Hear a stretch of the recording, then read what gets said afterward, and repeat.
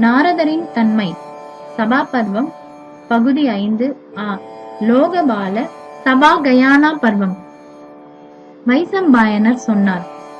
அந்த சபையில் முக்கிய கந்தர்வர்களுடன் சிறப்பு மிகுந்த பாண்டவர்கள் அமர்ந்திருந்த போது, ஓ பாரதா, வேதங்களையும் உபனிஷதங்களையும் அறிந்தவரும் தேவர்களால் வழிபடப்படுபவரும் வரலாறுகளையும் புராணங்களையும் பழங்கால கல்பகங்களையும், அதாவது யுக சக்கரங்களையும் நியாய சாத்திரத்தையும் உச்சரிப்பு, இலக்கணம், யாப்பிலக்கணம், அடிப்படை சொற்களின் விளக்கம், அறத்தடங்குகளின் விளக்கம், பான சாத்திரங்கள் ஆகியவற்றை அடங்கிய 6 அங்கங்களின் முழு அறிவையும் அறிந்த தேவ முனிவரான நாரதர் அந்த கூட்டத்திற்கு வந்தார்.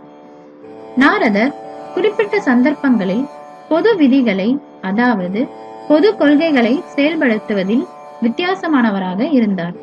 மேலும் நேர்மாறான உரைகளுக்குள் இருக்கும் வித்தியாசங்களுக்கு விளக்கம் அளிக்கும் போது அப்போதைய சூழ்நிலை, சொல்திறன், உறுதி, புத்திசாலித்தனம், சக்தி வாய்ந்த நினைவு திறன் ஆகியவற்றை பயன்படுத்தி அவ்வகை முரண்பாடுகள் கொண்ட நூல்களுக்கு சமரச விளக்கங்கள் கொடுப்பதில் அவர் சரியான குருவாக இருந்தார்.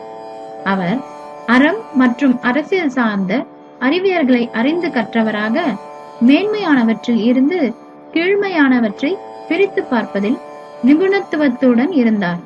கிடைத்த ஆதாரத்தை வைத்துக் கொண்டு ஊகித்து அறியும் திறமையையும் பெற்றவராக அவர் இருந்தார். நாரதர் 5 முன்மொழிகள் கொண்ட நேரியல் வாத முறையின் சரியான மற்றும் தவறான பகுதிகளை குறித்து தீர்மானிக்க தகுதி வாய்ந்தவராகவும் அவர் இருந்தார்.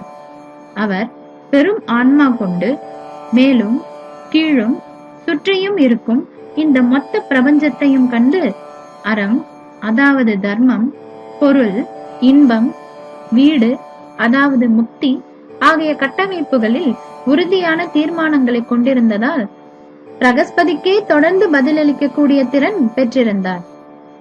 தேவர்களையும் அசுரர்களையும் அடக்க அவர்களுக்குள் சச்சரவை ஏற்படுத்த விரும்பும் அவர், அதாவது நாரதர், சாங்கியம் மற்றும் யோக வகை தத்துவங்கள் இரண்டிலும் நிபுணத்துவம் வாய்ந்தவராக இருந்தார். போர் மற்றும் ஒப்பந்த அறிவியலையும் தனது உற்று அறியும் திறனால் மட்டுமல்லாமல் ஒப்பந்தம், போர், போர் பயணம், எதிருக்கு எதிரானவைகளை பராமரித்தல், தந்திரங்கள், மறைந்திருத்தல் ஆகிய 6 அறிவியல்களை கொண்டு ஒரு தீர்மானத்திற்கு வருபவராகவும், அவர் அனைத்து கல்வியிலும் நிபுணத்துவம் வாய்ந்தவராகவும், போர், இசை ஆகியவற்றின் பிரியராகவும், எந்த அறிவியலாலும் எதன் மூலமாகவும் எந்த செயலின் மூலமாகவும் முறியடிக்க முடியாதவராகவும் கணக்கற்ற சாதனைகளுக்கு சொந்தக்காரராகவும் அவர் இருந்தார். பல வித்தியாசமான உலகங்களில் உலவும் அந்த முனிவரான நாரதர் அந்த சபைக்கு வந்தார். அளவிட முடியாத பிரகாசமும் பெரும் சக்தியும் கொண்ட அந்த தெய்வீக முனிவர், ஓ ஏகாதிபதி, பாரிஜாதர், புத்திசாலியான ரைவதர், சௌமியர் மற்றும் சுமுகர் ஆகியோருடன் அங்கே இருந்தார். மனோவேகம் கொண்ட அந்த முனிவரான நாரதர் பாண்டவர்களை கண்டு மகிழ்ச்சியால் நிறைந்தார். அங்கே வந்த அந்த அந்தணரான யுதிஷ்டனுக்கு தனது மரியாதையையும் வாழ்த்துக்களையும் தெரிவித்து யுதிஷ்டன் வெற்றி அடையும்படி ஆசிர்வதித்தார். கற்ற முனிவர் அங்கே வந்ததைக் கண்டு கடமைகளின் விதிகளை அறிந்த பாண்டவர்களில் மூத்தவனான யுதிஷ்டன் உடனே தனது தம்பிகளுடன் எழுந்தான். தாழ்மையுடன் மிகவும் குனிந்த அந்த ஏகாதிபதியான யுதிஷ்டனை மகிழ்ச்சியுடன் அந்த முனிவரான நாரதரை வணங்கி வழிபட்டு அவருக்கு உரிய ஆசனத்தை அளித்தான்.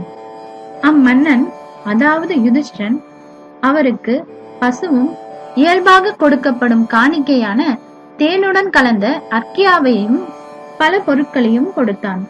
அனைத்து கடமைகளையும் அறிந்த அந்த ஏகாதிபதி அந்த முனிவரை ரத்தினங்களாலும் நகைகளாலும் முழு இதயத்துடன் வழிபட்டான்.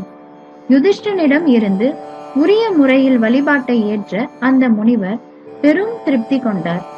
இப்படி பாண்டவர்களால் வழிபடப்பட்ட வேதங்களில் முழு நிபுணத்துவம் கொண்ட அந்த பெரும் முனிவரான நாரதர் யுதிஷ்டனிடம் அறம், பொருள், இன்பம் மற்றும் வீடு குறித்து விசாரித்தார்.